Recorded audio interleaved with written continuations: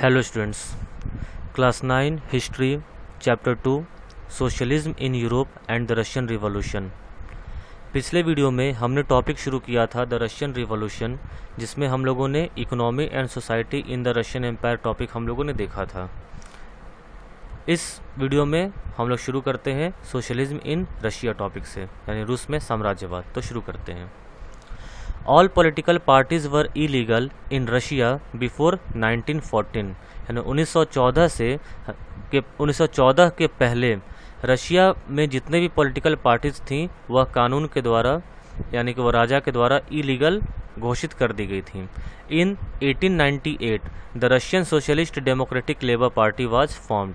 1898 में Russian socialist democratic labour party का गठन हुआ। इसके नियम क्या थे, इसके उसूल क्या थे?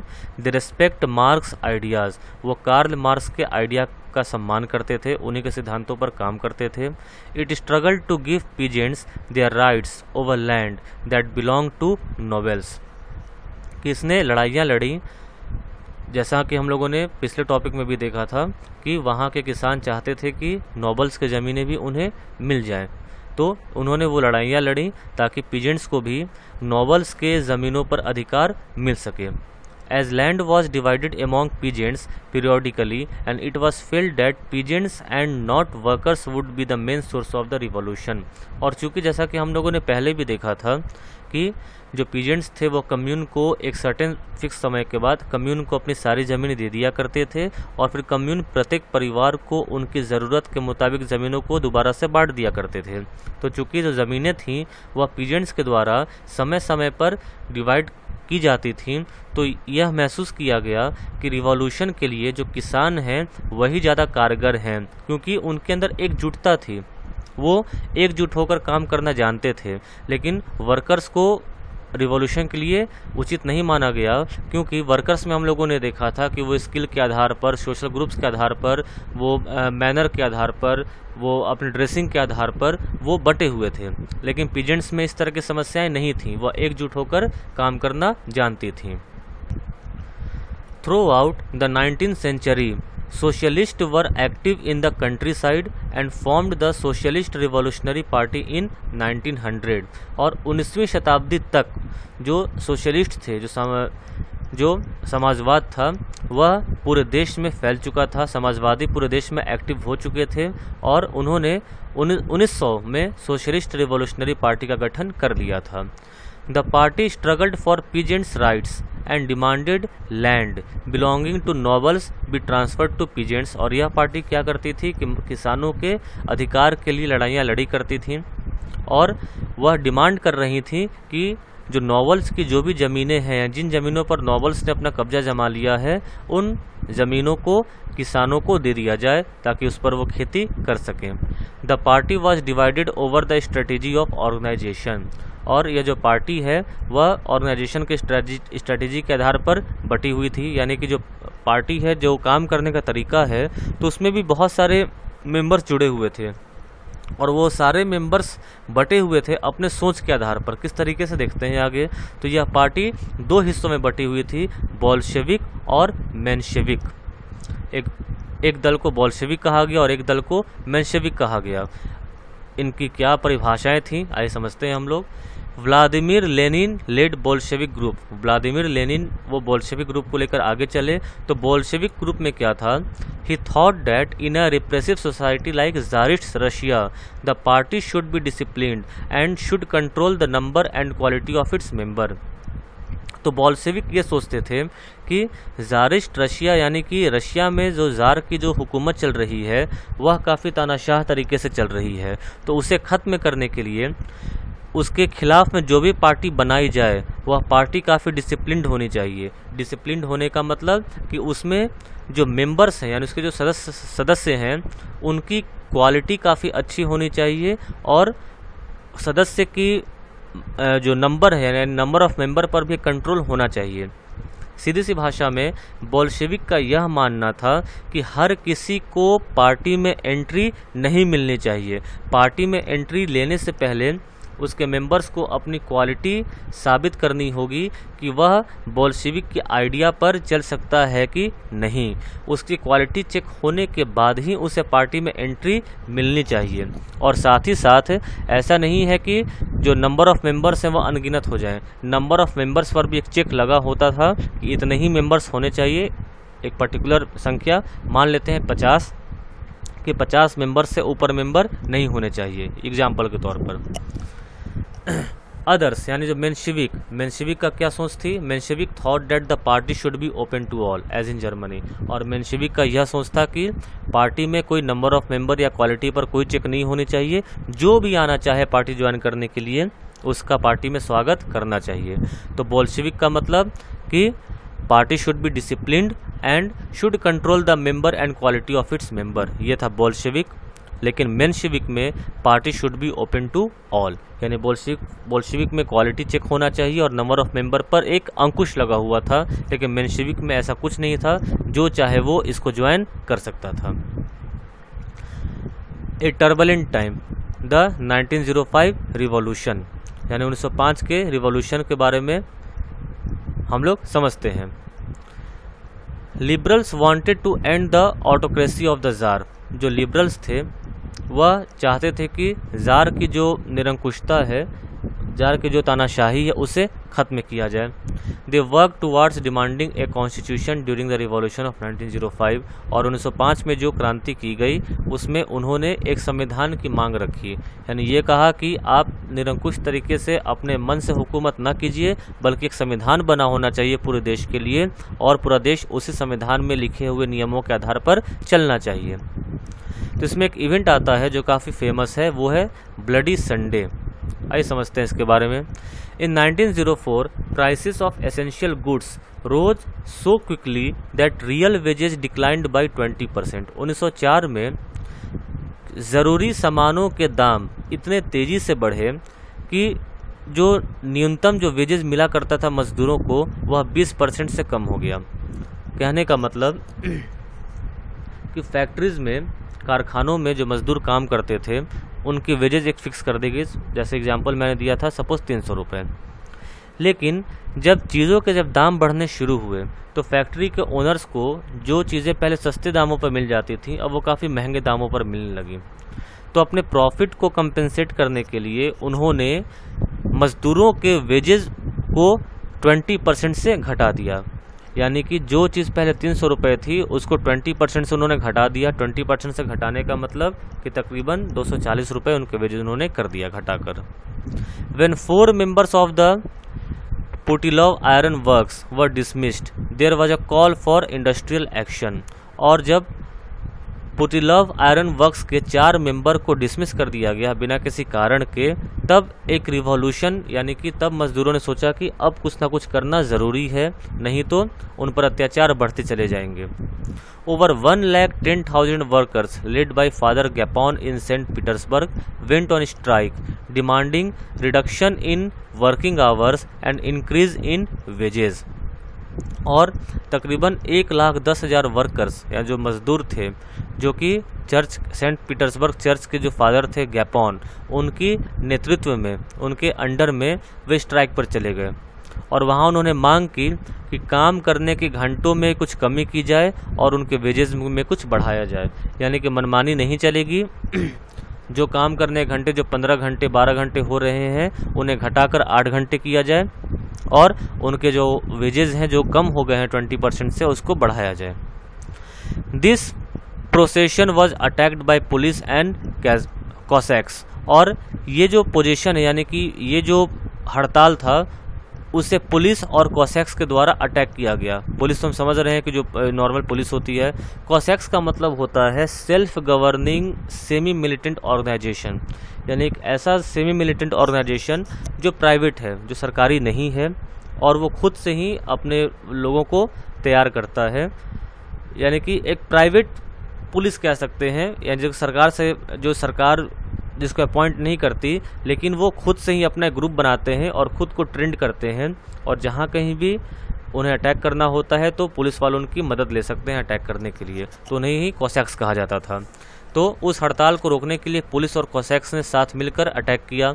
ओवर 100 वर्कर्स वर किल्ड और 100 वर्कर्स को जान से मार दिया गया। ये सभी घटनाएं संडे को हो रही थी। 1904 के किसी संडे को घटनाएं हो रही थी, इसलिए इसका नाम दिया गया bloody Sunday. Strike took place as a reaction. और ये जो घटना घटी, यानी जिसमें पुलिस और कोसैक्स के द्वारा अटैक किया गया और 100 वर्कर्स को मार दिया गया, तो उसके बाद मजदूरों ने वहाँ पे कम्प्लीटली स्ट्राइक कर दिया कि काम नहीं करेंगे। पीपल डिमांडेड अ कॉन्स्टिट्यूएंट असेंबली, और फिर लोग वहाँ पर संविधान की मांग करने लगे कि एक कॉन्स्टिट्यूएंट असेंबली बनाई जाए और एक प्रॉपर एक संविधान बनाया जाए। The jar allowed the creation of an elected consultative parliament और ड्यूमा। तब जार ने जब देखा कि पूरे देश में हड़ताल हो रहा है, तो जार ने एक कंसल्टेटिव पार्लियामेंट बनाने का परमिशन दे दिया, जिसको ड्यूमा कहा गया। The tsar dismissed the first Duma within 75 days and announced the election of a second Duma. जब पहला ड्यूमा अपॉइंट किया गया, तो जार ने उस पहले ड्यूमा को, यानी पहले कंसल्टेटिव पार्लियामेंट को, मात्र 75 दिनों के अंदर ही उसे डिसमिस कर दिया और अनाउंस किया कि सेकेंड ड्यूमा के लिए इलेक्शन लड़े जाएं। Tsar constituted the third Duma, sorry यहाँ पर कुछ छूट गया है। एक्चुअली यहाँ पर सेकंड पॉइंट ये होगा कि जब पहले ड्यूमा को जार ने मात्र 75 दिनों में ही डिसमिस कर दिया और सेकंड ड्यूमा के लिए अगला इलेक्शन अनाउंस किया, फिर सेकंड ड्यूमा को अपॉइंट किया गया और सेकंड ड्यूमा को जार ने विद इन 3 months उसे भी डिसमिस कर दिया। दैट मीन्स कि after the appointment of second Duma, tsar dismissed the second Duma within 3 months of time, यानी कि सेकंड ड्यूमा को भी 3 महीनों के भीतर ही डिसमिस कर दिया और री इलेक्शन करने को कहा थर्ड ड्यूमा के अपॉइंटमेंट के लिए। Then tsar constituted the third Duma with conservative politicians, और उसके बाद जार ने तीसरे ड्यूमा का निर्वाचन किया और उसमें जार ने बहुत ही चालाकी से कंजर्वेटिव पॉलिटिशियंस, यानी कि उन सभी मेंबर्स को भर्ती कर दिया जो जार के पक्ष में बोलते थे, जो जार के खिलाफ नहीं जाते थे। The incident known as the Bloody Sunday started a series of events which resulted in the 1905 revolution, और इसी जो इंसिडेंट जो ये घटित हुई उसे हम लोग ब्लडी संडे कहते हैं, जो कि एक सीरीज ऑफ इवेंट है जो 1905 के रिवॉल्यूशन के लिए उत्तरदायी है। यानी यहाँ पर हम लोगों ने देखा कि यूरोप में किस तरह से साम्राज्यवाद फैला और साम्राज्यवाद का असर हुआ कि 1905 में एक रिवॉल्यूशन हुआ। आइए इन टॉपिक्स पर आगे बढ़ने से पहले, यानी कि फर्स्ट वर्ल्ड वॉर पे जाने से पहले, हम इन पर फिर से एक बार विचार कर लेते हैं।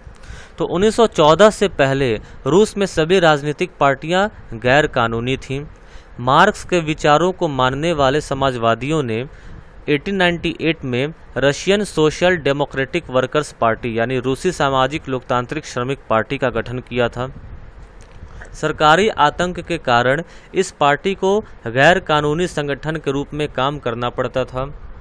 इस पार्टी का एक अखबार निकलता था, उसने मजदूरों को संगठित किया था और हड़ताल आदि कार्यक्रम आयोजित किए थे। कुछ रूसी समाजवादियों को लगता था कि रूसी किसान जिस तरह समय समय पर ज़मीन बांटते हैं, उससे पता चलता है कि वह स्वाभाविक रूप से समाजवादी भावना वाले लोग हैं। इसी आधार पर उनका मानना था कि रूस में मजदूर नहीं बल्कि किसान ही क्रांति का मुख्य शक्ति बनेंगे। वे क्रांति का नेतृत्व करेंगे और रूस बाकी देशों के मुकाबले ज़्यादा जल्दी समाजवादी देश बन जाएगा। 19वीं सदी के आखिर में रूस के ग्रामीण इलाकों में समाजवादी काफ़ी सक्रिय थे। सन 1900 में उन्होंने सोशलिस्ट रिवॉल्यूशनरी पार्टी, यानी समाजवादी क्रांतिकारी पार्टी का गठन कर लिया। इस पार्टी ने किसानों के अधिकारों के लिए संघर्ष किया और मांग की कि सामंतों के कब्जे वाली ज़मीन फौरन किसानों को सौंपी जाए। सामंत मतलब नोबल्स। किसानों के सवाल पर सामाजिक लोकतंत्रवादी, यानी सोशल डेमोक्रेट्स, समाजवादी क्रांतिकारियों से सहमत नहीं था। लेनिन का मानना था कि किसानों में एकजुटता नहीं है, वे बंटे हुए हैं। कुछ किसान गरीब थे तो कुछ अमीर, कुछ मजदूरी करते थे तो कुछ पूंजीपति थे जो नौकरों से खेती करवाते थे। इन आपसी विभेदों के चलते वे सभी समाजवादी आंदोलन का हिस्सा नहीं हो सकते थे। सांगठनिक रणनीति के सवाल पर पार्टी में गहरे मतभेद थे। व्लादिमीर लेनिन यानी बोल्शेविक खेमे के जो मुखिया थे, सोचते थे कि राजा शासित रूस जैसे दमनकारी समाज में पार्टी अत्यंत अनुशासित होनी चाहिए और अपने सदस्यों व संख्या व स्तर पर उनका पूरा नियंत्रण होना चाहिए। दूसरा खेमा यानी कि मेंशेविक मानता था कि पार्टी में सभी को सदस्यता दी जानी चाहिए। 1905 की क्रांति में क्या क्या हुआ? तो रूस एक निरंकुश राजशाही था। अन्य यूरोपीय शासकों के विपरीत 20वीं सदी की शुरुआत में भी जार राष्ट्रीय संसद के अधीन नहीं था। उदारवादियों ने इस स्थिति को खत्म करने के लिए बड़े पैमाने पर मुहिम चलाई। 1905 की क्रांति के दौरान उन्होंने संविधान की रचना के लिए सोशल डेमोक्रेट और समाजवादी क्रांतिकारियों के साथ लेकर किसानों और मजदूरों के बीच काफ़ी काम किया। रूसी साम्राज्य के तहत उन्हें राष्ट्रवादियों जैसे पोलैंड में और इस्लाम के आधुनिकीकरण के समर्थक जदीदियों यानी मुस्लिम बहुल इलाकों का भी समर्थन मिला। रूसी मजदूर के लिए 1904 का साल बहुत बुरा रहा। ज़रूरी चीज़ों की कीमतें इतनी तेज़ी से बढ़ीं कि वास्तविक वेतन में 20% तक की गिरावट आ गई। उसी समय मजदूर संगठनों की सदस्यता में भी तेज़ी से वृद्धि हुई। जब 1904 में ही गठित की गई असेंबली ऑफ रशियन वर्कर्स यानी रूसी श्रमिक सभा के 4 सदस्यों को प्यूतिलोव आयरन वर्क्स में उनकी नौकरी से हटा दिया गया तो मजदूरों ने आंदोलन छोड़ने का ऐलान कर दिया। अगले कुछ दिनों के भीतर सेंट पीटर्सबर्ग के 1,10,000 से ज़्यादा मजदूर काम के घंटे घटाकर 8 घंटे किए जाने, वेतन में वृद्धि और कार्य स्थितियों में सुधार की मांग करते हुए हड़ताल पर चले गए। इसी दौरान जब फादर गैपॉन के नेतृत्व में मजदूरों का एक जुलूस विंटर पैलेस यानी जो जार का महल था उसके सामने पहुंचा तो पुलिस और कॉसैक्स ने मजदूरों पर हमला बोल दिया। इस घटना में 100 से ज़्यादा मजदूर मारे गए और लगभग 300 घायल हुए। इतिहास की इस घटना को ब्लडी संडे का नाम से याद किया जाता है। 1905 की क्रांति की शुरुआत इसी घटना से हुई थी। सारे देश में हड़तालें होने लगी। जब नागरिक स्वतंत्रता के अभाव का विरोध करते हुए विद्यार्थी अपनी कक्षाओं का बहिष्कार करने लगे तो विश्वविद्यालय भी बंद कर दिए गए। वकीलों, डॉक्टरों, इंजीनियरों और अन्य मध्य वर्गीय कामगारों ने भी संविधान सभा के गठन की मांग करते हुए यूनियन ऑफ यूनियंस की स्थापना कर दी। 1905 की क्रांति के दौरान जार ने एक निर्वाचित परामर्शदाता संसद या ड्यूमा के गठन पर अपनी सहमति दे दी। क्रांति के समय कुछ दिन तक फैक्ट्री मजदूरों की बहुत सारी ट्रेड यूनियनें और फैक्ट्री कमेटियां भी अस्तित्व में रहीं। 1905 के बाद ऐसी ज़्यादातर कमेटियां और यूनियनें अनधिकृत रूप से काम करने लगीं क्योंकि उन्हें गैर कानूनी घोषित कर दिया गया था। राजनीतिक गतिविधियों पर भारी पाबंदियां लगा दी गईं। जार ने पहली ड्यूमा को मात्र 75 दिन के भीतर और पुनर्निर्वाचित दूसरी ड्यूमा को 3 महीने के भीतर बर्खास्त कर दिया। वह किसी तरह की जवाबदेही या अपनी सत्ता पर किसी तरह का अंकुश नहीं चाहता था। उसने मतदान कानूनों में फेरबदल करके तीसरी ड्यूमा में रूढ़िवादी राजनेताओं को भर डाला। उदारवादियों और क्रांतिकारियों को बाहर रखा गया था। तो ये हमने देखा सोशलिज्म इन रशिया और उथल पुथल का जो समय था यानी कि 1905 के रिवॉल्यूशन में ब्लडी संडे के बारे में हम लोगों ने पढ़ा। अगले वीडियो में हम लोग टॉपिक शुरू करेंगे the first world war and the Russian empire. इस टॉपिक में कहीं भी कोई चीज़ समझने में समस्या हुई हो तो कमेंट सेक्शन में कमेंट करके बता सकते हैं। Thank you.